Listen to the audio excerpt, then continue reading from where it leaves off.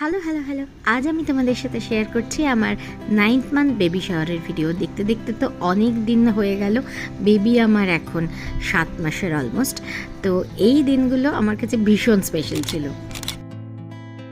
তো আমি সেদিনকে এইভাবে নিজেই সেজে নিয়েছিলাম। কেমন লাগছে আমাকে জানিও। আর এটা তো 9 মাসের বললাম বেবি শাওয়ার। এর আগে 7 মাসের বেবি শাওয়ারটা অলরেডি আমি শেয়ার করে রেখেছি।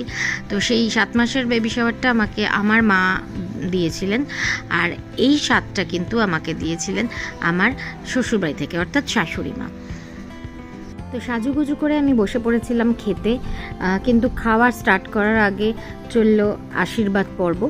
প্রথমে আমার শাশুড়ি মা আমাকে আশীর্বাদ করে নিলেন, তারপরে মা, তারপরে দুই বাবা একের পর এক। তো পরপর এরকম আশীর্বাদ পর্ব চলতে থাকলো। আমার বৌদি সব শেষে আশীর্বাদ করেছে, ততক্ষণ বৌদি ক্যামেরার পেছনে এই ভিডিওগুলো করছিল। তো থ্যাংক ইউ সো মাচ বৌদি। তো এনিওয়েজ, আর আমার সামনে তখন এত খাবার সাজানো আছে, আমি ভাবছিলাম যে কোনটা দিয়ে শুরু করি।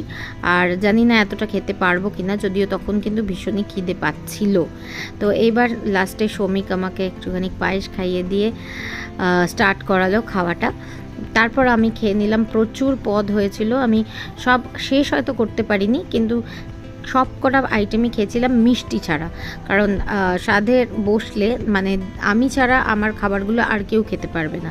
তো মানে আমি যদি এঁটো করে দিই, তো দ্যাটস ওয়াই মিষ্টিটা আমি তখন খাইনি, মিষ্টিটা পরে আস্তে আস্তে খেয়েছিলাম। মেনুতে হয়েছিল 9 রকমের ভাজা, শুক্তো, নারকোল দিয়ে ডাল, কাঁচকলার কোপ্তা, ইলিশ মাছ ভাপা, আর হয়েছিল একটা মুড়ো, মাছের মুড়ো দিতে হয় সেটা, আর চাটনি, পায়েস। এছাড়াও হয়েছিল কিন্তু চিংড়ি মাছের বড়া, যেটা ভীষণ টেস্টি ছিল। আর তো আমি আগেই বললাম 9 রকমের মিষ্টি ছিল, যেটা আমি তখন খাইনি, পরে খেয়েছিলাম এবং কয়েকদিন ধরে খেয়েছিলাম। একদিনে তো এত মিষ্টি খেতেও পারিনি। আর তাছাড়া বারণও ছিল এত মিষ্টি খাওয়া।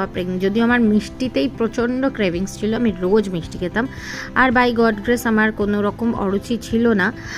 তো সেই জন্য আমি প্রত্যেকটা আইটেমই খুব এনজয় করে খেয়েছিলাম, আর পরিবারের সাথে একটা বিশেষ দিন উপভোগ করেছিলাম।